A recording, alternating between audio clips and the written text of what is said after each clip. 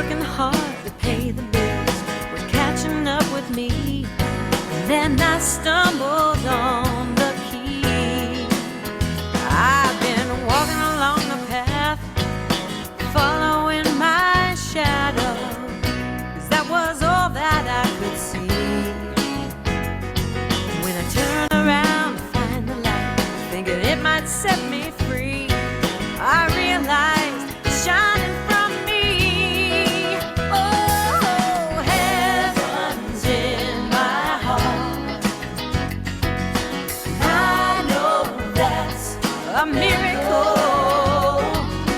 Heaven's in my heart, and that's all I need.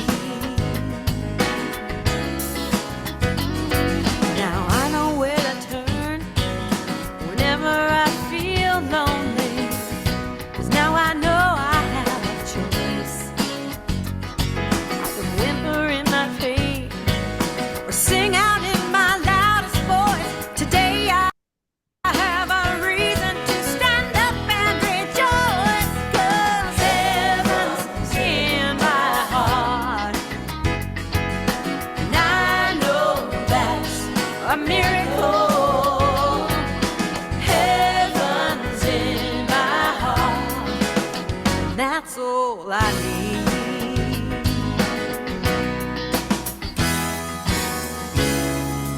Never again afraid to fly, knowing my faith will carry me back to the place where the love resides. It's right here inside, 'cause heaven's in my heart, and I know that's a miracle. Heaven's in my heart, and that's all I need. Heaven's in my heart, and I know that's a miracle. Heaven's in my heart, and that's all I need.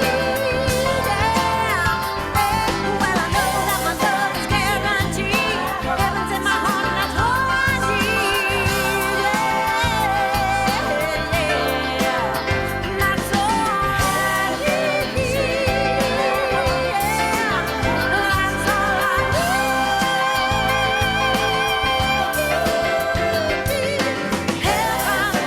Heaven's in my heart, that's all I need. Yeah, that's all I need.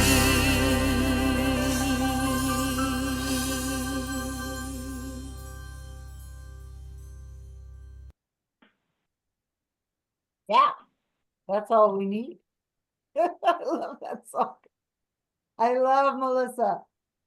I always tell the story that we took Prac 2 together, and part of her ministry was always music. Every time we had a project, she would write a song. She was great.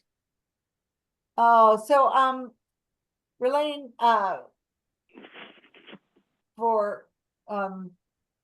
well, she didn't get a lot of sleep last night, and so she is going to do the opening prayer, but I said that I would look for a quote that I thought kind of fit for today's service.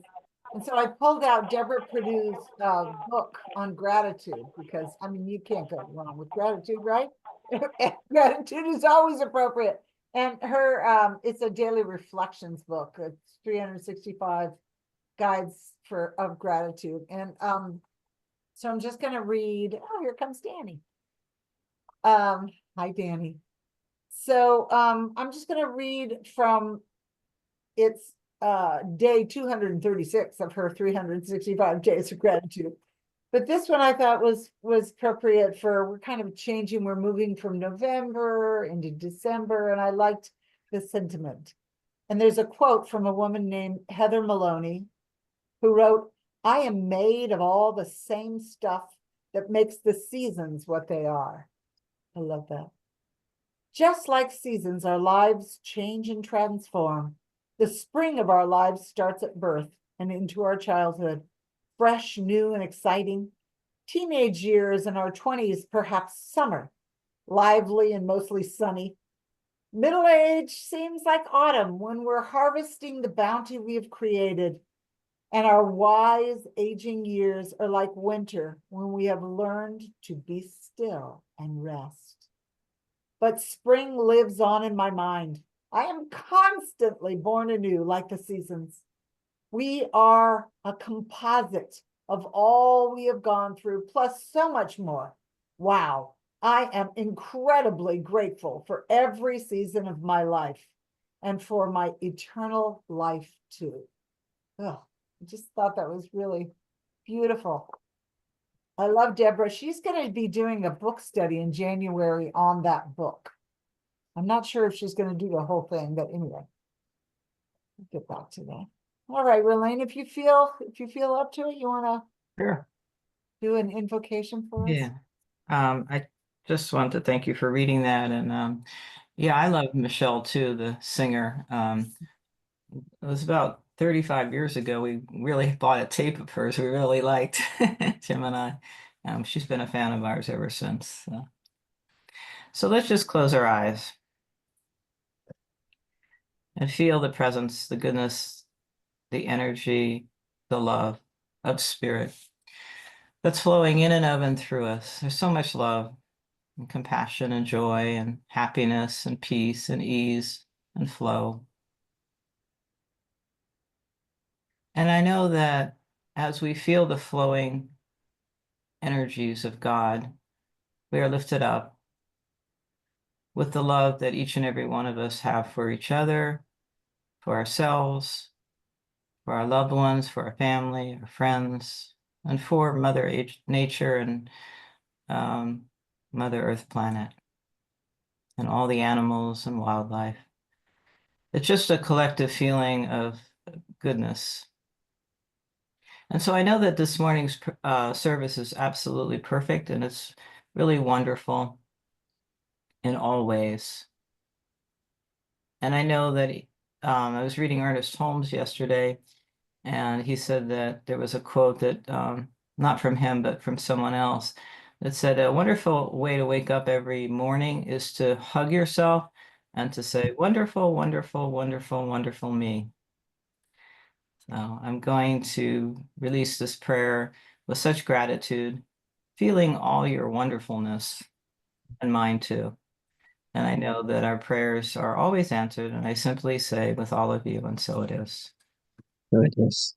So it is. Thank you, Ralane. Thank you. I appreciate you doing that. And, you know, I don't know if you're anything like me, but sometimes when I'm like kind of tired on that, I'm a little bit more open to the flow, and it just kind of moves in. I felt that with you too. So that was perfect. I'm Thank glad. you so much. That's good. Oh yeah. So I have another song. This one is this one's Eddie Watkins Jr. And I just think it's appropriate for what we're talking about, what I'm going to be talking about today.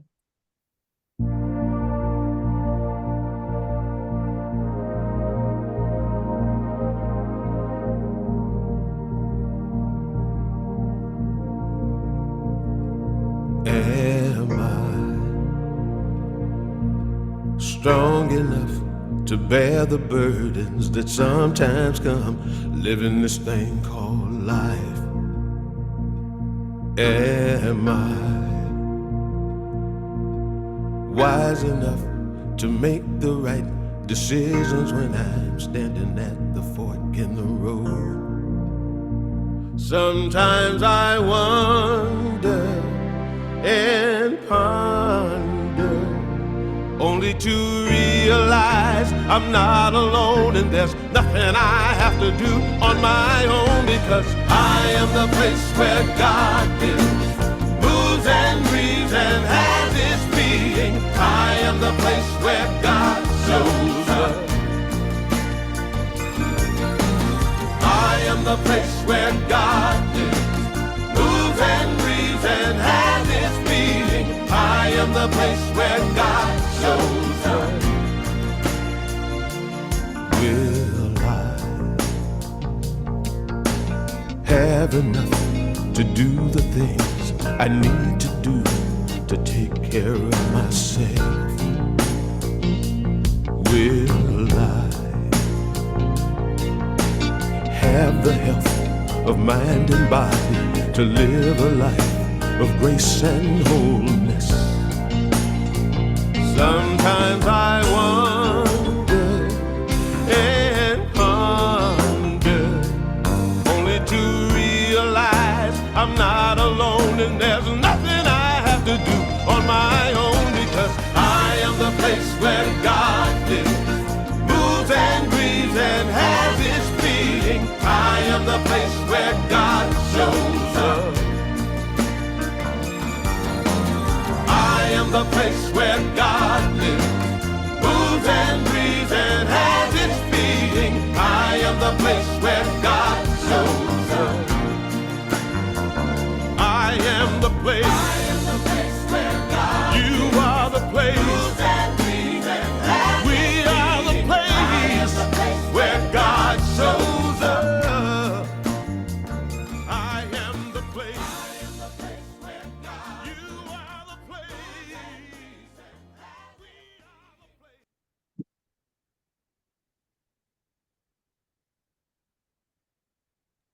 We are the place. We are the place. We are the place where God shows up. And that's really what I'm talking about today. A lot of what I have to say is based on that idea that we individualize the universal. So I'm going to share. I wrote this, so I thought I have to share because I put it together. So December's affirmation is today. My thoughts, feelings, and actions are in alignment with the divine nature of God, because I am the place, right? I resonate in love, peace, abundance, and joy. I radiate these qualities out into the world, and they demonstrate as my good and the good of all. And so it is. Powerful affirmation and prayer. And true, because we are all the place where God shows up, right? I love that. Oh my goodness. So here we are, December. So I just want to, as always, say good morning, friends, whether you're joining us in real time or replay. Welcome to One Heart, One Mind, Center for Spiritual Living. And welcome to December. As I read across that reading for today about the seasons, I thought, yes, we're entering into this new time, the days are definitely getting colder and the weather is changing. But I have to say that I was reflecting on this as I was walking this morning. I really appreciate the way that November kind of sets the stage for December. You know, it instills in us that sense of gratitude and thanksgiving. You know, it helps us to recognize and honor the fullness of our life, you know, the harvest of good, you know, and because it's given so freely by our Creator. And it just kind of makes us available. It rolls us into December with this full and grateful heart, and it opens us up to what I think is kind of a month of self-introspection. You know, December for me is really, yes, it's about the festivities and all of that, but it really does on a spiritual level call us to introspection and growth and expansion and joy in the truth of our being. And I love that.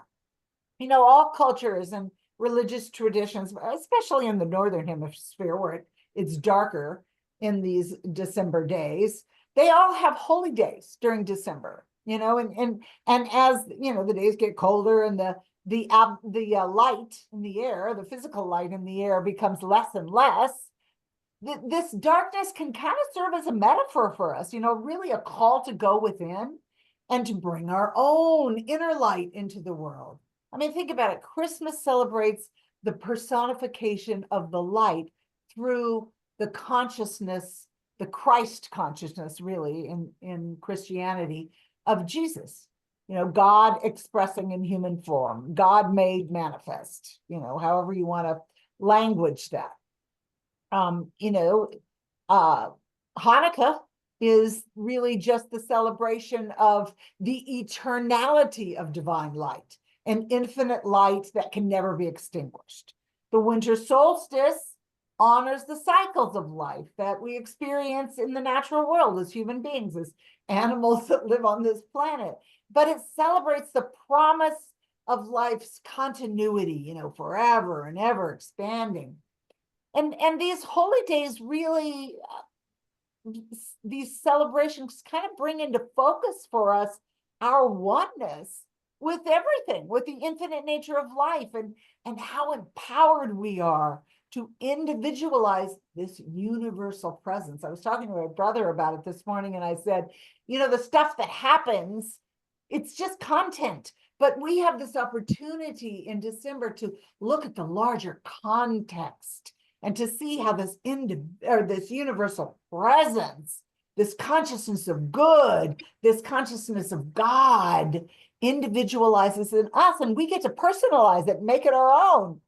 And we can do this consciously. You know, we ground ourselves, we ground our thoughts and our feelings and our state of being with the resonance, which I think of as this vibrational frequency of the universal principle of life itself. You know, we feel our oneness with the infinite consciousness of good, of God.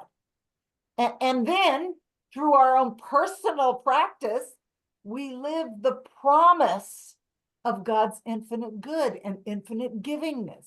We unify with infinite potential. We practice, we personalize our practice, and we live in the promise. And I have to tell you that title, that idea came to me in a meditation. I was thinking, oh, it's all about the potential and the practice and the promise. And so I used it today as today's title. You know, there is only one life. That life is God's life. That life is perfect. That life is my life now. And that affirmative statement that we say all the time at Centers for Spiritual Living is not wishful thinking. We don't say it because we want it to be true someday. We say it because it is true today. We say it to remind ourselves that it is true now. You know, Ernest Holmes said, he put it really succinctly when he said, there's no place where we begin and God leaves off. There's no difference. We are the presence, and we are personalizing it in our own thoughts and feelings, our own practice, and then we express it in the world. It's really the same thing that Jesus said when he said, I am in the Father and the Father is in me. There's no separation. There's no difference. Well, you know, as metaphysicians, we don't really personify God. We don't make God a personality, but we do realize that we are because God is, that we live because God lives. You know, each one of us is an individualization of a universal principle. I mean, wrap your head around that. That's pretty big. I am the place where God shows up.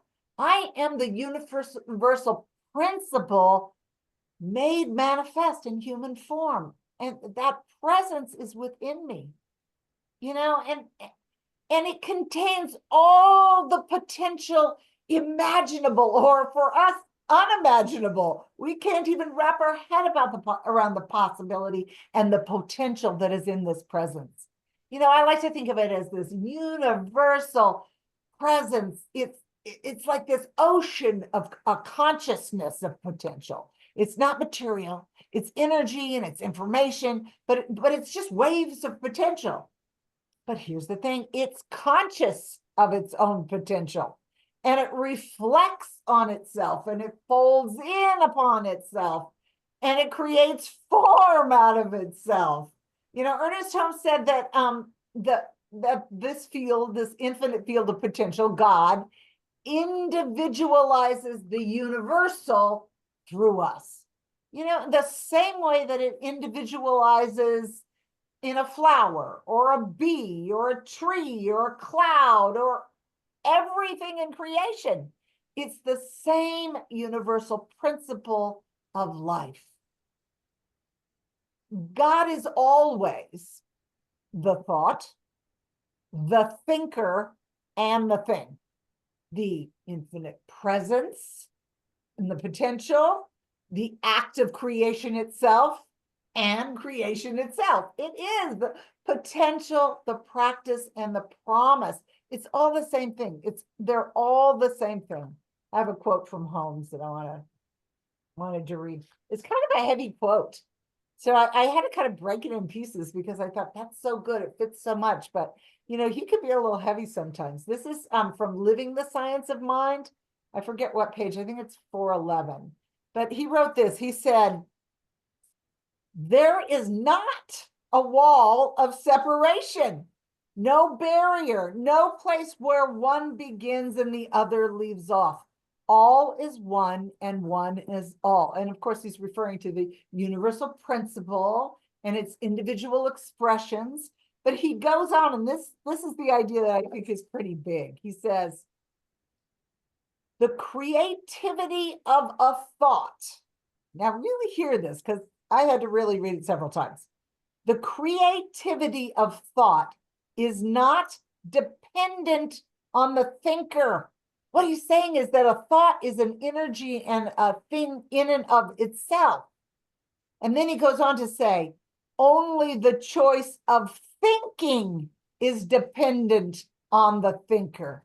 So there are thoughts in this infinite mind of potential, and we, the thinker, are at choice about what we choose to focus on, what we choose to think on. That's kind of big, really. And of course, there's different places that we can get thoughts. We can get them from the world of form, or we can get them from the infinite mind. But then he says, the creative activity of thought belongs to the universe. I love that. He's talking about activating law through thought. So in other words, everything already exists in potential, all ideas and thought. And we are the thinker. We choose which thought to focus on, which activates the natural creative law, which sets creation into motion. That's our part. But just as God is always God, the law is always the law. It's always working. You know, we don't have to make things happen or push our thoughts out there somewhere into the ethers. We don't have to influence or dominate or beat down the opposition. We don't have to coerce anything to happen. We work with law. We participate with universal law by what we, the thinker, choose to think on. Where are we going to put our awareness and our attention? What thoughts that already exist in the mind of God are we going to focus on? It's such a simple thing, and yet it can be a challenge. You know, where are we going to put our thought so that the law brings the thought about? What potential will we focus on? How will we practice our awareness and our resonance with that potential so that it does become our promise, so that it demonstrates in our life? You know, I was talking to my son, my oldest son, Justin, who was here on Thanksgiving. Both my boys were here on Thanksgiving. It was great. And I told him what I was going to be talking about today. He said, oh, what are you going to talk about? I told him my title. And he said, oh, potential. And he said, it's sort of like the story of the talents in the Bible, because he goes to this Bible study every Wednesday night, and they talk about the different parables and stuff. And so we looked up the story because I wasn't really sure what it was about, the story of the talents in the Bible. And sure enough, he was right. I had never thought about that parable as a metaphor for potential practice and promise before, but it is. The talents, as you probably know, are just a monetary unit, like a dollar.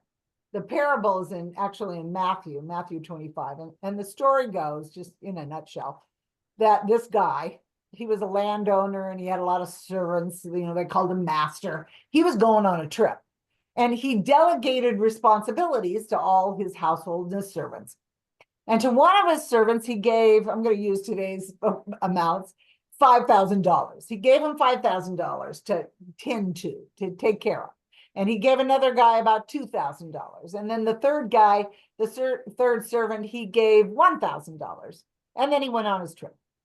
And right out of the gate, the first servant went to work and he doubled his master's talents or money through his action by using it. He engaged in different endeavors. He invested the money. And the second servant did the same thing. They immediately saw and tapped into the potential that was inherent in the money they'd been given, in the gift they'd been given. But the servant, the third servant, who had only gotten the $1,000, he buried it in the ground. He didn't trust the potential inherent in the money. So for fear, and there's the key word, of losing the money, lack of trust in the potential inherent in the money, inherent in universal good, we would say, he buried his money in the ground where it did nothing. It didn't serve to prosper the master. It didn't serve to prosper the servant. It didn't serve to prosper any universal good.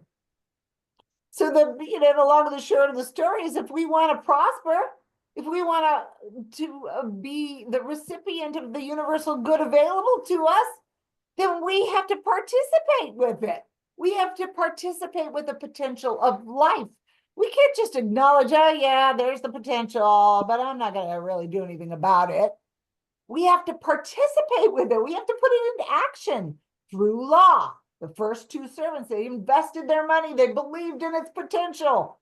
And as metaphysician, our investment is in our belief. It's in our thought. It's in our feeling. It's in our awareness. We invest in the thoughts that already exist in the infinite potential of universal mind, the mind of God. We invest with them. We nurture them. We participate with them. We resonate with them. That's how we make full use of the talents of the gifts that we've been given. But here's the thing. It's the nature of universal presence to give of itself.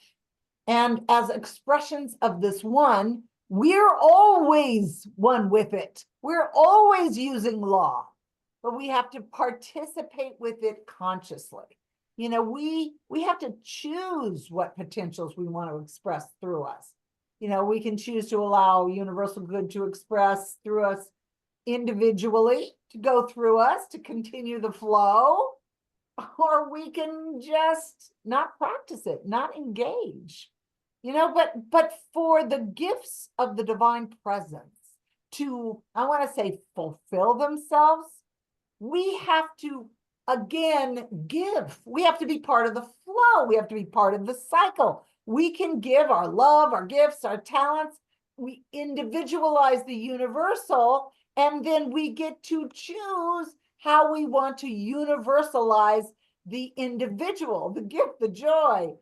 There it is. It's the fulfillment of continuing the cycle that is part of the gift, that is part of the giving nature of the divine, because we're one with the divine too, where there is no separation. Remember? There's no place where God begins and we leave off. It's all one.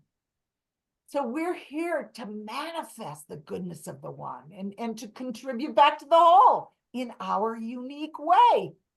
And whatever our heart's desire is, that's the will of God. Our heart's desire, our will, that thing that we're passionate about, that's the will of God. They're one and the same. God knows itself through us as its creation. Whatever we're passionate about, it knows itself as that through us. We're the vehicle through which infinite divine light shines. Just as Jesus told us, I am the light of the world, we're the light of the world. And we can choose how we want to shine. But we can't bury it. Well, we can bury it, but we're not going to get any of the good stuff from it. We won't participate with its potential if we just bury it. We got to participate and use it. Think about it. Engage with it. And we bring all this about through our practice. And there are so many, many, many different ways to engage in spiritual practice. You know, I was thinking about it as I was putting together, really, what is a spiritual practice anyway? It's anything that connects us with God and our divine nature. It's anything that unifies us with ultimate reality, that vibrates us at the level of infinite truth. And then it opens us up to express, to act, to engage in and with the world of form from this divine resonance, this place of oneness. And that could include almost anything. You know, I said the other day, I do my spiritual practice while I'm brushing my teeth. You know, anything can be a moment when you concentrate and focus on the presence of the divine that's already in you. But this I absolutely know for sure. We become what we practice. We become what we practice. In the Science of Mind textbook, Ernest wrote something that kind of shines a light on this idea, the value of practice. He puts it kind of in proper perspective, I think. Oh, let me see if I can find it, because I don't want to mess it up. I've been trying to keep these quotes close to me, but I always forget. So this is in the Living the Science of Mind as well. And it's on page 423 in case, if you want to look up. But what he said is, what the world needs is spiritual conviction, followed by spiritual experience. I love that. By spiritual experience. That's what spiritual practice does. That's it right there. Practice is all about experiencing the divine. You know, anyway, he goes on and he says, I would rather see a student of this science prove its principle than have him repeat all the words of wisdom that have ever been uttered. It is far easier to teach the truth than it is to practice it. And that certainly has been my experience. And we can sit around, I mean, you know, really, amen to that. To prove principle, to practice love and law consciously, that's what spiritual practice is. Understanding, believing in something. That's spirituality 101. It's great, and we have to start there. But practice and experience are the advanced course. We have to live our beliefs so they become a knowing. A belief moves beyond just a belief into knowing when we practice it. And then we remain open so that our knowing can expand through our experience. It's in that rich soup of human experience that our knowing expands, and we can see it expressing in everything. You know, and I truly do. I believe it's wildly important that we read and study and explore and be curious about the principles of life and our relationship to them. But we have to live them. We have to discover how they feel and what rings true for us in our own hearts. You know, and we have to use both our logical mind and our intuitive wisdom. What lights me up? What lights you up? What feels right? What touches something deep within you that knows that's true? Practice that. Daily explore and expand. You know, use your moments of deep meditation, of contemplation, of prayer and connection, and then take that out in your busy life, your active moments of moving around through the world. That's what it's all about, to resonate at that state of knowing and then live it through everything we do. I don't know where I came up with the human experience soup, but that seems to be what it feels like sometimes. You know, we're always practicing, although much of what we are currently practicing is unconscious. You know, we've already internalized so many beliefs and thoughts and feelings and experiences that we've come to know from our human reality. And a lot of it may not even be true. Much of it might be contradictory to the nature of the divine, the nature of God. And sometimes that stuff gets us feeling stuck and limited and unable to live our lives to the fullest. because of the things that we're already practicing. But we can change our practice. We can embody new thoughts. We can embody new beliefs and new feelings and take them out into the human experience soup. You know, we can resonate with and come into alignment with the nature of God. You know, and I ran across this. I thought this was interesting. Breakthroughs in neuroscience have demonstrated, you know, the plasticity of the human brain, that its neural circuits can be rewired. It used to be thought that, you know, once you were about 7, you couldn't rewire any of those circuits. It's not true.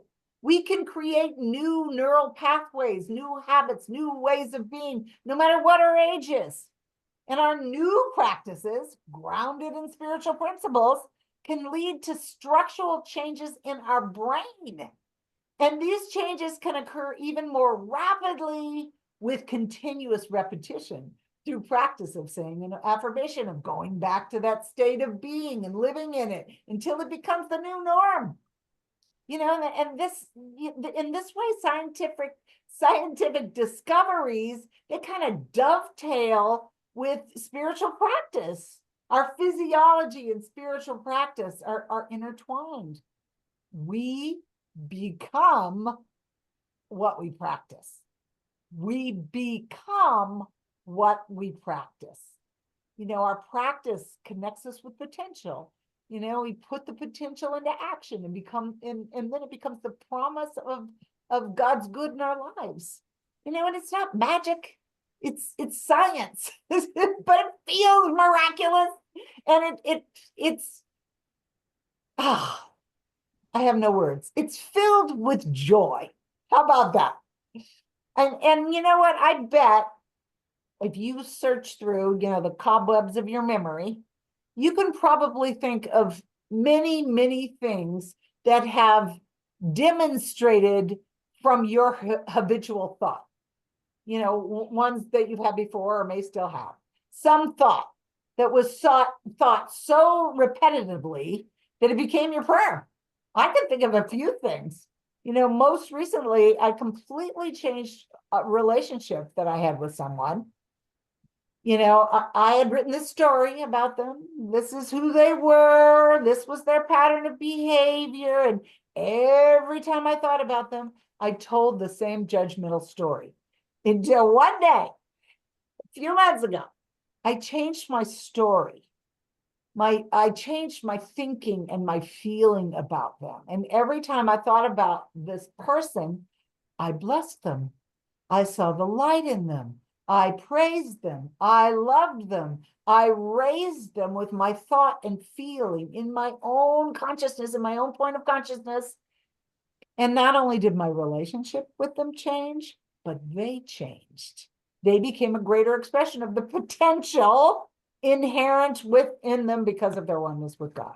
Just a simple act of changing my thinking and feeling about something changed everything, because we become what we practice. The observer effect in action. We talked about that for the last couple of weeks. The law always obeys, but we have to participate with it in the way that we want to experience life. So, you know, I just invite you to explore the kinds of spiritual practices that we teach in Science of Mind and some that we don't. I do a lot that we are not necessarily primary in the Science of Mind philosophy.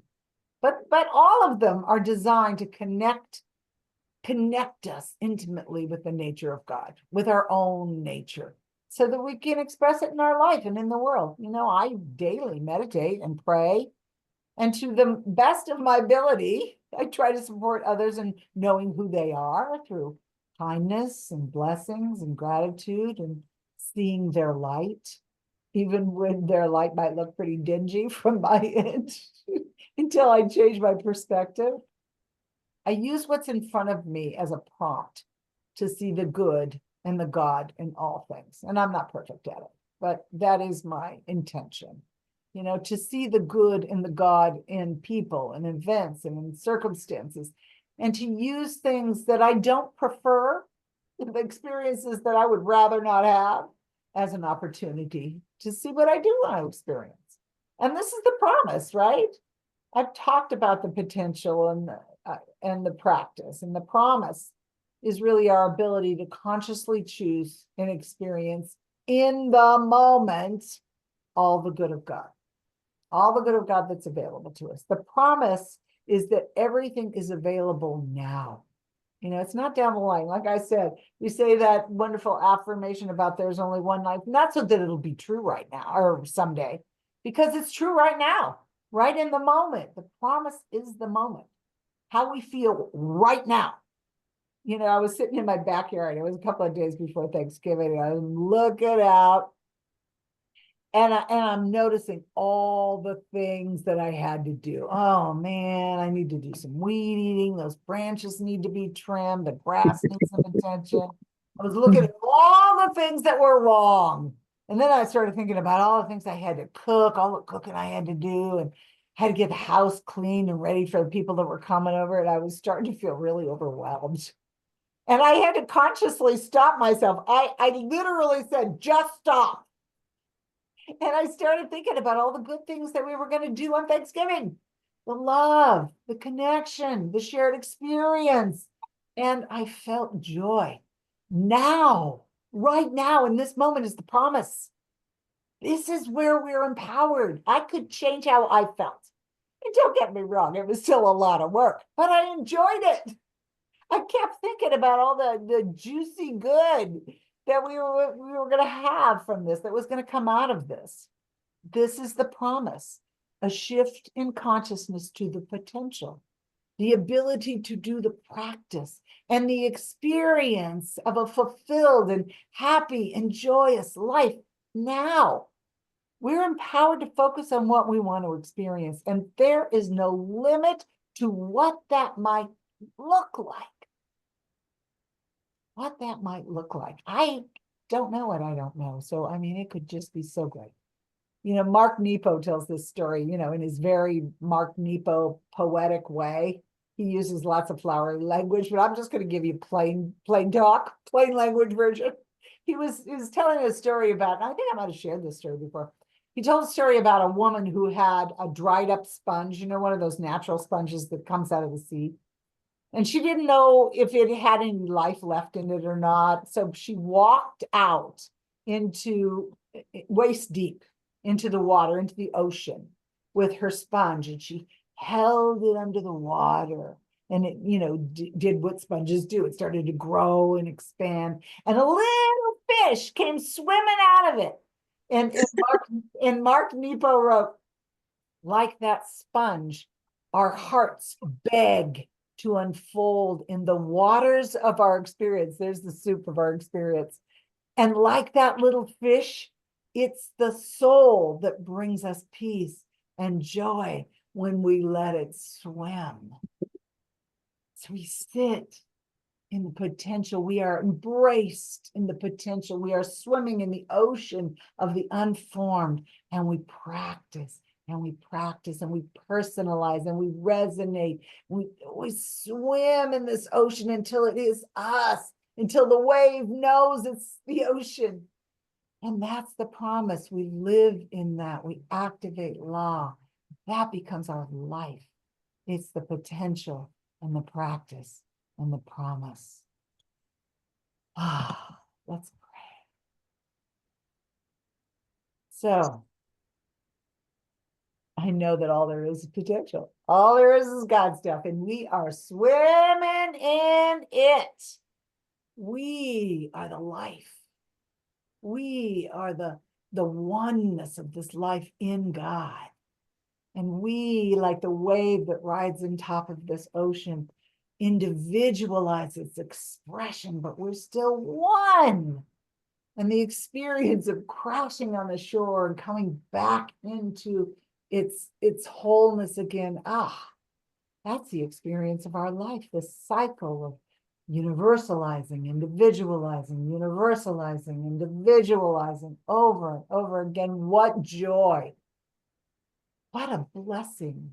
The givingness of the divine is infinite and continuous, and we are one with it. So I speak my word for and about each person who is on this call, knowing that this is true, knowing that this is true of them, that they are receiving, they are Oh, they are enjoying, they're sitting in joy, and they are expressing again. And it is in that fulfillment of giving and receiving and giving and receiving that we live our beautiful human lives. I'm so grateful.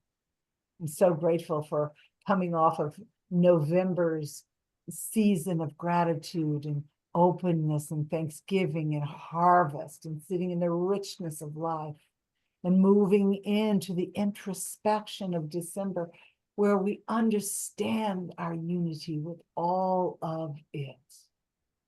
We revel in the richness of life, and we realize that we are it. Thank you, God. Thank you, God. Thank you, God. And we say together, and so it is. So it is. Coming back to life here. Oh, that was fun. It was so fun. I hope you enjoyed it as much as I did. Oh, so let's see. I think it is time for us to do our giving. Is that you, Rob? I don't I know. believe it is. Okay, good. And I'm glad you can hear me because I never know. Oh, we can hear you. Loud and clear, huh? We're gonna go with yes on that. No, this is what, and I am going to pull up our ways to give. You guys all know it by now, but it's always good to see it on the screen. And here it is. Oops, there it is. Oops, And I didn't mean to make it smaller. Hang on a second. Let me. that's okay. That's okay. Good. It's hard for me to maneuver it here. Hang on a minute. I can get it. I've got this. Ugh, I can't do it. I've got the share thing at the top, and I can't get to the thing that lets me do the full screen. So there we go. Now I fixed it. There we go. There we go. Woohoo! Do we? Yeah, do you see it? Voila. Voila. Hey, okay. Well, I am happy that I know One Heart, One Mind is an important and meaningful part of my life, and for sure it is for you too. And we have two favored ways to give, and one is by Venmo, and the other is sending mail to Michelle. And everybody here knows that. So hopefully we can give however we feel moved to give. And there is a giving affirmation coming up.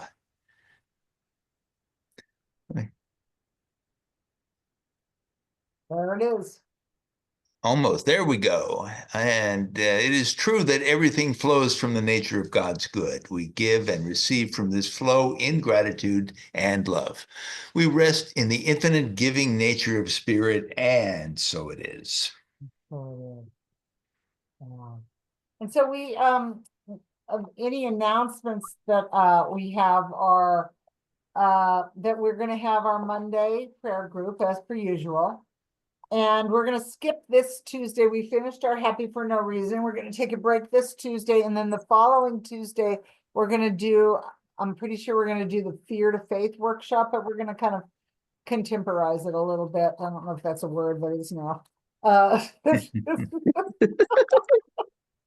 So anyway, that should be fun, actually. I love that prayer. I actually still do that Fear to Faith prayer quite often in my morning. If I'm having any trouble at all letting go of something I don't want to feel, I do the prayer. It's kinesthetic. So anyway, I encourage you to join that. That won't be this Tuesday, but following Tuesday, I'll put it in the e-newsletter. And I think that's about all I have. Yeah, prayer circle this Wednesday. Oh, prayer circle. Thank you, Ralane. You know, because I don't facilitate, I always forget it. So it's at 10 o'clock on Wednesday, and that would be the 3rd, right? At the 3rd, Yeah. I'm pretty sure. Yeah. Okay, yay. Okay, and now I have, well, let me get it up first. I have a song. I love this song. It's, you know, it's one of those songs that, you know, people might say, oh, that's kind of airy-fairy. You know, I like airy-fairy. A little bit. I like science too, but this is a great song. So I'm gonna play it for you. And then we'll come back to, or do you want to do the benediction first, Rob? Does it matter? Why don't you do Your the call, benediction? your call entirely. Okay, go ahead and do the benediction and then we'll play the song because it's kind of an upbeat, not introspective song. All righty. So I invite you to go within if you wish to join me. And from within, I am knowing that I am so grateful that God is the thought, and God is the thinker, and God is the thing. And because of that, I know that I am the thought, and I am the thinker, and I am the thing, because there is one life. That life is God's life. That life is perfect, and that life is my life now. And so I am so grateful that because we have whatever we have, our life is but a starting point. Whatever we're experiencing right now, it is but a starting point, because this shows us what we are thinking right now, and we can change our thoughts. So that starting point is just the beginning. And we are allowing ourselves to know something bigger, something grander, something more wonderful than we've ever had before. I am so grateful that this option is always there for us. Better is always an option for us. What a wonderful place to live. What a wonderful, magnificent God within which we live. And so I do give thanks that this is so. I do give thanks for this time together. I do give thanks that Michelle has, as always, knocked herself out to come up with an engaging talk for us to enjoy. I do give thanks for Ralane, and I give thanks for all the music that Michelle has come up with, and I give thanks for the entire experience, which is always nice. And so I just do give thanks for God, that this is where we live, and this is just a wonderful place to be. Thank you, God, that this is so. I release my word, and together we say, and so it. Yes. Oh, thank you so much. That was beautiful, beautiful, beautiful, Rob. Okay, now here's the upbeat song that I was talking about. Can you guys hear it? No, wait, I don't think I shared the sound. Hang on. I think I forgot to share sound. And that won't work. No. So let me fix that. Wait a minute. Sit down. I just realized, oh, wait a minute. That won't work. They won't be able to hear it. I'll just do just the sound. There we go. That's probably good. Okay.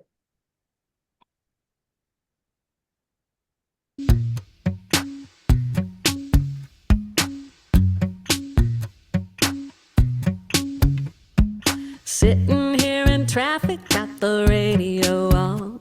I'm drumming on the dashboard and I'm singing along. People give me looks 'cause they don't understand. That's just the way I am. I like to talk to strangers every chance I get, 'cause a stranger's just a friend I haven't met yet. I'm 20 minutes late everywhere I go. I stop to smell the flowers and go with the flow. It's all good. No, I don't need a change. It's all good. I'm finding my own way. It's all good. It's all good. People think I'm crazy 'cause I like myself. The way I am, not trying to be nobody else.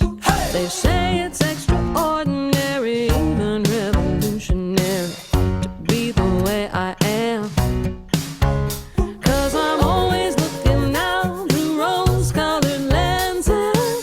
They say it's high time I come to my senses, but I'm not trying to fit in no one else's shoes.